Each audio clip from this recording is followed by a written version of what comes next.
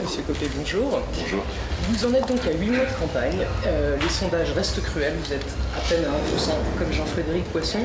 Pourquoi est-ce que, malgré tout, vous continuez à participer à cette élection? D'abord, c'est une question intéressante du point de vue démocratique. Est-ce que ça ne doit être que par les sondages que se déterminent ceux qui sont candidats ou ceux qui ne le sont pas? Dans ce cas, ça ne peut être que le gagnant des sondages. Et alors, quel est l'intérêt de faire des élections? La vérité, c'est que les campagnes sont des moments de vérité. En fait, tout le monde est mécontent de ces sondages en dehors d'Alain Juppé. On ne peut pas se raconter d'histoire. Je suis persuadé que Nicolas Sarkozy doit trépigner de voir qu'il n'arrive pas à monter malgré les efforts qu'il déploie, que François Fillon doit se dire quel dommage que je n'émerge pas, Bruno Le Maire doit se dire quel dommage que je baisse. Quant à moi, je sais que je ne baisserai pas. Si d'aventure, au second tour, au soir du second tour de la primaire, le scrutin est très très serré entre, disons, allez, au pif comme ça, Alain Juppé et Nicolas Sarkozy, entre les deux favoris de la primaire, est-ce que vous pensez qu'il y a un risque qu'un des deux protagonistes ne respecte pas le scrutin et ne se range pas derrière le vainqueur? Écoutez, je n'ose pas l'imaginer. Que voulez-vous que je vous dise? Le comportement auquel j'ai assisté il y a 4 ans de la part des amis de François Fillon était tellement lamentable que j'ose espérer que chacun en a tiré la leçon et qu'on acceptera de bien vouloir se plier au verdict qui aura été donné par la haute autorité. Voilà. Qu'on ne dira pas, par exemple, mais qu'est-ce que c'est cette primaire où les électeurs étaient des gens qui n'étaient pas des sympathisants républicains, mais des gens qui sont venus de la gauche, qui sont venus... Ah ben ça, c'est encore autre chose. Ça, c'est la nouvelle polémique ambiante, mais ça, vous savez, c'est classique. Elle est porteuse de risque. Mais ceci dit, c'est vrai que ça pourrait donner un argument à celui qui n'emporte pas la primaire de dire cette primaire est faussée puisque les électeurs de gauche sont venus voter.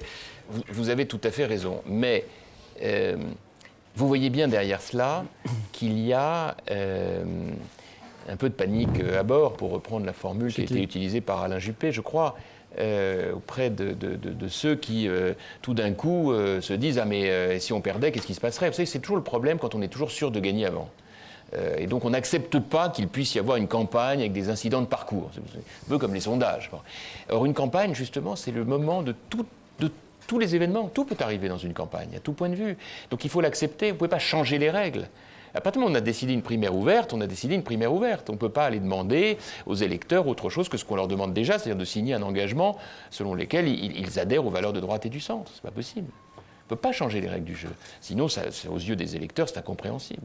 Vous avez l'impression d'ailleurs que ce débat, ça vous a permis de marquer des points? Écoutez, ça, c'est pas à moi de le dire, je l'espère. En tout cas, ce qui est sûr, c'est que ce sont des moments de vérité, ces débats. Parce que chacun se montre tel qu'il est. On ne peut pas se dissimuler. Le solide est solide, le courageux est courageux, le fragile est fragile, l'ambigu est ambigu. Si nous sommes au deuxième tour de l'élection présidentielle, et si vous avez comme adversaire, ce qui est aujourd'hui considéré à tort ou à raison comme le plus probable, Marine Le Pen, vous ne serez pas élu sur votre programme, mais sur le fait qu'on ne veut pas d'elle à la présidence de la République. Est-ce qu'à ce moment-là, il n'y a tout de même pas un affaissement de la capacité à agir, dans la mesure où on ne peut pas, je pense, éviter cela. Les soutiens que vous auriez de la part des électeurs ne seraient pas des soutiens liés à votre programme, on ne pourrait pas le penser, mais la volonté de ne pas avoir Marine Le Pen.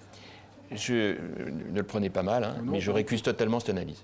Pour une raison très simple. Si la gauche n'est pas capable d'être au pouvoir au deuxième tour, c'est son affaire, c'est pas la mienne. Voilà. Que des électeurs de gauche aient à ce moment-là le réflexe républicain de me soutenir pour empêcher le Front National, je le comprends et je trouve ça éminemment respectable.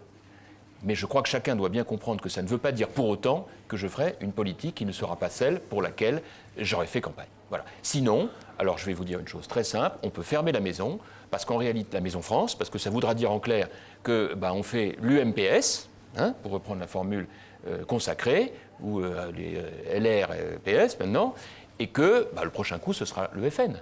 Bon, eh bien moi, je vous dis tout de suite, je ne ferai pas la politique de ceux qui ne partagent pas mon avis pour une raison simple, c'est que la démocratie, de toute façon, marquera les choses et que si au premier tour, les Français ne qualifient pas un candidat socialiste, c'est bien qu'il y a avant toute chose le discrédit des solutions socialistes. Ou alors sinon, c'est pas la peine. Bon. Alors qu'ensuite, le score soit évidemment beaucoup plus élevé si on est en finale avec Madame Le Pen, sans doute. Mais c'est pas pour ça que je vais perdre mon cap. Si je perds mon cap, mais alors à ce moment-là, c'est pas la peine, on n'a pas besoin de moi. Mais je veux dire que dans un second tour face à Marine Le Pen, pour que le candidat de droite, dans cette hypothèse, l'emporte face à elle, il faudra être déterminé sur sa ligne, oui, mais il faudra aussi être capable, je pense, de rassembler une majorité. Et moi, j'en suis pas sûr aujourd'hui. Oui, mais dans ce cas, on peut ne rien faire. Non, mais non, pas du tout, au contraire. Moi, je voudrais vous dire une chose. Je pense que les Français sont un peu saturés de ces responsables politiques qui font campagne en leur disant « votez pour moi ». Passez-moi un chèque en blanc, je vous changerai la vie. Vous savez, cette formule-là, au temps de Kennedy, elle marchait. Je vais créer la nouvelle frontière. Du temps de Mitterrand, changer la vie.